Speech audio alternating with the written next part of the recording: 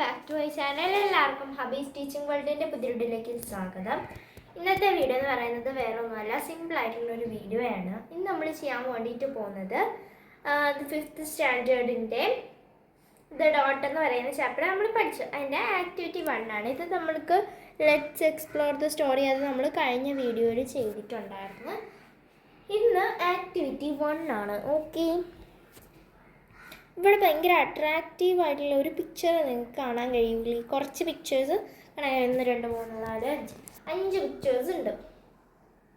Okay, ഇതിൽ നോക്കിക്കഴിഞ്ഞാൽ നിങ്ങൾക്ക് മനസ്സിലാവും. Some of the events of a story are illustrated below. Develop a story based on the pictures given. എന്ന് പറഞ്ഞു കഴിഞ്ഞാൽ എന്താണ്? ഇവിടെ കുറച്ച് ഇവൻറ്റുകൾ, ഒരു സ്റ്റോറിയുടെ ഇവൻറ്റുകൾ, കുറച്ച് ഒരു സ്റ്റോറിയാണ്. നിങ്ങൾക്ക് അറിയായിരിക്കും, സിംഹവും എലിയും ഒക്കെ തമ്മിലുള്ള ഒരു ചെറിയ സ്റ്റോറിയാണ്. ആ സ്റ്റോറീനെ ഇല്ലുസ്ട്രേറ്റ് ചെയ്തിട്ട് അതിൻ്റെ അകത്തുള്ള പിക്ചേഴ്സാണ് ഇവിടെ തന്നിട്ടുള്ളത്. ഓക്കെ, ആ പിക്ചേഴ്സിനെ വെച്ചിട്ട് ഒരു സ്റ്റോറി ഡെവലപ്പ് ചെയ്യുക, ഒരു സ്റ്റോറി ഉണ്ടാക്കുക. അതാണ് നമ്മുടെ ഒരു സ്റ്റോറി എഴുതുക എന്നുള്ളതാണ് നമ്മുടെ എന്ത് ക്വസ്റ്റ്യൻ എന്ന് പറയുന്നത്. സോ ഓക്കെ, അപ്പോൾ ഈ പിക്ചർ വെച്ചിട്ട് നമുക്ക് ഉണ്ടാക്കാം. സെറ്റല്ലേ? വായോ. ഇവിടെ ഞാൻ എഴുതിയിട്ടിട്ടുണ്ട് കേട്ടോ, ഞാൻ വായിച്ചു തരാം. കഥ കേൾക്കാൻ എല്ലാവർക്കും ഇഷ്ടമല്ലേ? അപ്പോൾ നമുക്ക് എന്ത് ചെയ്യാം, കഥയിലോട്ട് പോവാം. Once upon a time in a forest there lived a lion. എന്ന് വെച്ച് കഴിഞ്ഞാൽ എന്താണ്? സോ ഓക്കെ, അപ്പോൾ എന്താണ്, ഒരു കാട്ടില് മുമ്പ് ഒരു തവണ പണ്ട് ഒരു കാട്ടില് ഒരു ലയൺ, ഒരു സിംഹം താമസിച്ചിരുന്നു. One day the lion was very hungry. ഒരു ദിവസം ആ ലയൺ വളരെ ഭയങ്കരമായിട്ട് ഒരു ദിവസം ആ ലയണിന് വിശപ്പുണ്ടായിരുന്നു. He get nothing to eat. അവന് ഒന്നും കഴിക്കാൻ കിട്ടിയില്ല. He became tired. അവൻ ക്ഷീണിതനായി. At last he saw a rat. അവസാനം അവനൊരു എലിയെ കണ്ടു. He caught the rat. അവൻ ആ എലിയെ പിടികൂടി. The rat was afraid. ആ എലി പേടിച്ചു പോയി. സോ കോട്ടെന്ന് വെച്ച് കഴിഞ്ഞാൽ പിടിച്ചു, പിന്നെ എന്താണ് അഫ്രൈഡ് എന്ന് വെച്ച് കഴിഞ്ഞാൽ പേടിച്ചു, ബിഗാൻ എന്ന് വെച്ച് കഴിഞ്ഞാൽ തുടങ്ങി. Okay, he began to beg for his life. എന്താണ്, അവൻ്റെ ജീവിതത്തിന് വേണ്ടി ആ സിംഹത്തിനോട് കെഞ്ചി, എന്നെ വെറുതെ വിടുമെന്ന് പറഞ്ഞിട്ട് ജീവന് വേണ്ടിയിട്ട് കെഞ്ചി, അല്ലേ? യാചിക്കുക, ബെഗ്, യാചിക്കുക. The lion took pity. ഈ വായിക്ക് ഇവിടെ ഗ്യാപ്പില്ല, ഇവിടെ ചേർത്താണ് എഴുതുന്നത്. Pity on him and let him go. എന്താണ്, ആ ലയണിന് അവനോട് ദയ തോന്നിയിട്ട് എന്ത് ചെയ്തു, ആ ലയൺ അവനെ തിരികെ വിട്ടു. പിറ്റി എന്ന് വെച്ച് കഴിഞ്ഞാൽ ദയ, അതേപോലെ തന്നെ ലെറ്റ് ഹിം ഗോ എന്ന് വെച്ച് കഴിഞ്ഞാൽ അവനെ വെറുതെ വിട്ടു എന്നതാണ്. Before going, the rat promised the lion. എന്താണ്, അവസാനം ആ റാറ്റ് പോകുന്നതിന് മുമ്പേ ലയണിന് ഒരു വാക്ക് കൊടുത്തു. പ്രോമിസ് മീൻസ് വാക്ക്. ബിഫോർ പോകുന്നതിന് മുമ്പ് എന്നുള്ളതാണ്. വൺ ഡേ അത് ഇൻവേർട്ടഡ് കോമ എന്ന് വെച്ച് കഴിഞ്ഞാൽ ഇങ്ങനെ ഇടുന്ന കോമ, എന്നിട്ട് ഇവിടെ ഇങ്ങനെ എഴുതും, എന്നിട്ട് ജസ്റ്റ് ഇങ്ങനെ ക്ലോസ് ചെയ്യും. എന്ന് പറയുന്നത് നമ്മൾ ഒരാളെ ഒരു സാധനം പറയുമ്പോഴോ, അതായത് ഒരാൾ ഒരു കാര്യം പറയുമ്പോൾ ഉള്ള, ഒരു സ്റ്റോറിയിൽ ഒരാൾ ഒരു കാര്യം പറയുമ്പോൾ ഉള്ള ഒരു ഇതാണ് നമ്മുടെ ഡയലോഗ് എന്ന് കേട്ടിട്ടില്ലേ? സിനിമ കഥയൊക്കെ എഴുതുമ്പോൾ ഡയലോഗിൽ ഇങ്ങനെ 2 സാധനം ഇടും. അതിനാണ് ഇൻവേർട്ടഡ് കോമ എന്ന് പറയുന്നത്. ഓക്കെ, അതാണ് ഇവിടെ എഴുതിയിട്ടുള്ളത്. ആ എലി പറഞ്ഞൊരു കാര്യമാണ്. അപ്പം ഒരു ഡയലോഗിന് നമ്മൾ ഇൻവേർട്ടഡ് കോമ കൊടുക്കണം. അത് കൊടുക്കണം കേട്ടോ, നിർബന്ധമാണ്. നിങ്ങളൊരു സ്റ്റോറിയൊക്കെ എക്സാമിന് എഴുതുമ്പോൾ എന്തായിരുന്നാലും കൊടുത്തിരിക്കണം. One day I will definitely pay you back for your kindness. നിങ്ങളുടെ കൈൻഡ്നെസ്സിന്, നിങ്ങളുടെ ദയയ്ക്ക് ഞാൻ എന്തായിരുന്നാലും ഒരു ദിവസം നിങ്ങൾക്ക് ഞാൻ ഇതിനുള്ള പ്രതിഫലം, അതായത് ഞാൻ നിങ്ങളെ സഹായിക്കുമെന്ന് പറയാണ്.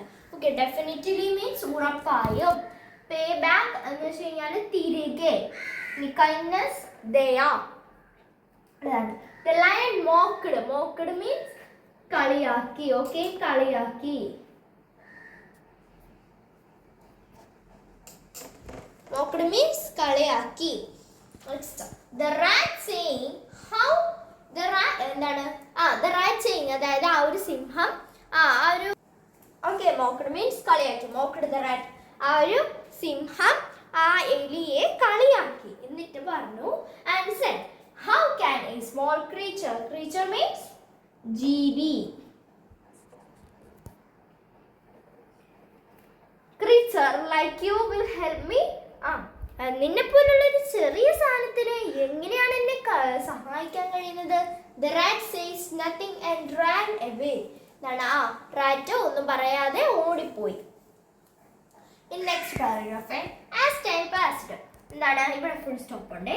As time passed, ഈ വണ്ണിന്റെ ഓ എന്താണ് ക്യാപിറ്റൽ ആണ്. ഓക്കെ, as time passed, കുറെ കാലം കഴിഞ്ഞു. One day the lion was trapped in a hunter's net. Hunter means വേട്ടക്കാരൻ. ഓക്കെ, ട്രാപ്ഡ് എന്ന് വെച്ച് കഴിഞ്ഞാല് കുരുങ്ങി. Okay,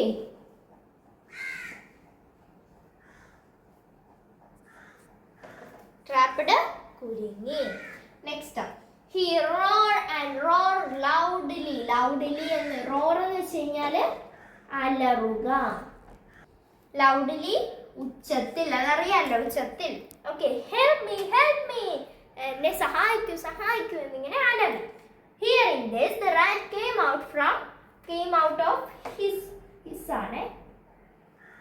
hole. ഈ ഒരു ഒച്ച കേട്ടോണ്ട് റാറ്റ് താമസിക്കുന്നത് ഹോളിലല്ലേ, ഒരു മാളത്തിലല്ലേ. ആ മാളത്തിൽ നിന്ന് ഇങ്ങനെ ഓടി വന്നു. Okay, he ran towards the lion and starts to cut the net. Okay, ran towards അതായത് ആരോ സിംഹത്തിന്റെ അടുത്തേക്ക് ഓടി എന്ത് ചെയ്തു, വല കടിച്ച് മുറിക്കാൻ തുടങ്ങി എന്ന് പറയാണ്. കൂർത്ത പല്ലുകളല്ലേ, യൂസിങ് ഹിസ് ഷാർപ്പ് ടീത്ത്. നിങ്ങൾ കണ്ടു കാണും, ഈ നമ്മളിങ്ങനെ ബക്കറ്റിന്റെ മൂടി എടുത്ത് നോക്കുമ്പോഴത്തേക്കിനും ഒരു വട്ടം എലി കരണ്ട് വെച്ചായിരിക്കും. ഈ നമ്മൾ അപ്പുറത്തേക്കുന്ന ആളെ ഇങ്ങനെ നോക്കിയാൽ കാണാൻ പറ്റും. തുണി, സാരി ഇതെല്ലാം എലി തിന്നും. അതേപോലെ എന്ത് ചെയ്യും, ആ ഒരു കൂർത്ത പല്ലുകൾ കൊണ്ട് നെറ്റ് കട്ട് ചെയ്യാൻ തുടങ്ങി എന്ന് പറയാണ്. In no time the lion was set free before the hunter came. എന്താണ് ഹണ്ടർ വരുന്നതിന് മുമ്പേ ആ ലയൺ എന്ത് ചെയ്തു, സിംഹം എന്ത് ചെയ്തു, സിംഹത്തിനെ എലി സുരക്ഷിതനാക്കി, അതായത് തുറന്നു വിട്ടു, ഫ്രീ ആക്കി എന്ന് പറയാണ്. The lion says sorry to the rat for making fun of him earlier. Okay. The lion says sorry to the rat for making fun of him earlier. മുമ്പ് ഒരു റാറ്റ് ആ ഒരു വലിയ കളിയാക്കിയതിന് ലയൺ എന്ത് ചെയ്തു, സിംഹം ക്ഷമ ചോദിച്ചു. Then they became good friends. അതിന് ശേഷം അവര് വളരെ നല്ല കൂട്ടുകാരായി. ഇനി ഇതിലൊരു മോറൽ ഉണ്ട്. മോറൽ മീൻസ് എന്താണ്, ഗുണപാഠം. ഓക്കെ, നമ്മൾ ഇപ്പോൾ പരീക്ഷയ്ക്കാണെങ്കിലും അതേ നോട്ടിലൊരു കഥ എഴുതുവാണെങ്കിലും ടെക്സ്റ്റിലൊരു കഥ എഴുതുവാണെങ്കിൽ എന്തായിക്കോട്ടെ ആദ്യമേ ഒരു ഹെഡിങ് മസ്റ്റാണ്. ഓക്കെ,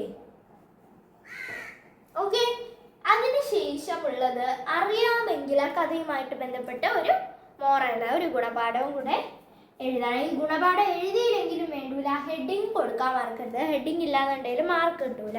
5 മാർക്കിൻ്റെ കഥയാണ് എഴുതേണ്ടതെന്നുണ്ടെങ്കിൽ 3 മാർക്ക് ഹെഡിങ്ങിൽ പോവും. സത്യമായിട്ടും തന്നെ 1-2 മാർക്ക് അതിന് പോവും. അങ്ങനെ ഞാൻ പറഞ്ഞ 3 മാർക്കൊന്നും പോവില്ല കേട്ടോ. 1, 2 അല്ലെങ്കിൽ 1.5 അങ്ങനത്തെ മാർക്കുകൾ ഹെഡിങ്ങിന് തന്നെ പോവും. ഓക്കെ, അപ്പം എന്താണ് ഇതിൻ്റെ അകത്തെ മോറൽ എന്ന് പറയുന്നത്, don't judge a book by its cover. അതായത് ഒരാളുടെ ലുക്കിലല്ല കാര്യം, അയാളുടെ സ്വഭാവത്തിലാണ് കാര്യം. അതാണ് നമ്മൾ ഈ ഒരു മോറൽ കൊണ്ട് ഉദ്ദേശിക്കുന്നത്. ഒരു ബുക്കിനെയും അതിൻ്റെ കവർ കൊണ്ട് എന്ത് ചെയ്യരുത്, കളിയാക്കരുത്, അതിനെ ജഡ്ജ് ചെയ്യരുത് എന്നാണ് പറയുന്നത്. ഓക്കെ,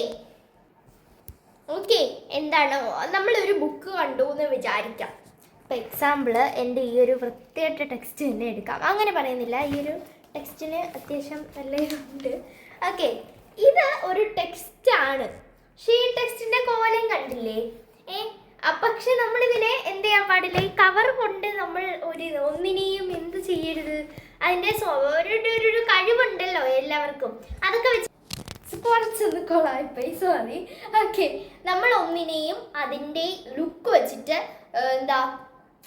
അതിനെ പറ്റിയിട്ട് പറയാതെ അതിൻ്റെ സ്വഭാവം, അതായത് അവർക്കുള്ള ഒരു കഴിവ് മനസ്സിലാക്കിയതിന് ശേഷം മാത്രം അഭിപ്രായം പറയാ എന്നുള്ളതാണ് എനിക്ക് പറയാനുള്ളത്. അപ്പോൾ ഇന്നത്തെ ഈ ഒരു വീഡിയോ ഇത്രയുള്ളൂ. എല്ലാവർക്കും ഇഷ്ടപ്പെട്ടു എന്ന് വിചാരിക്കുന്നു. ഇഷ്ടമാവുകയാണെങ്കിൽ സബ്സ്ക്രൈബ് ചെയ്യണം, ലൈക്ക് ചെയ്യണം, ഷെയർ ചെയ്യണം, സപ്പോർട്ട് ചെയ്യണം. അപ്പോൾ ഇത്രയുള്ളൂ. ബൈ.